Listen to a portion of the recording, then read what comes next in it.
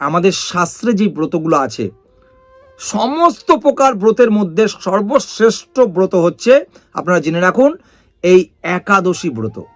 তো এই ব্রত পালন করলে পরমেশ্বর ভগবান শ্রীকৃষ্ণ অত্যন্ত প্রসন্ন হন।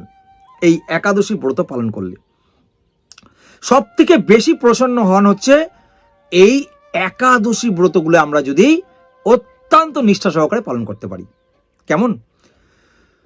তো শাস্ত্রে একাদশী তিথিকে বলা হয়েছে সকল প্রকারের অভীষ্ট প্রদানকারী, এবং এই ব্রত পালন করবার ফলে আমাদের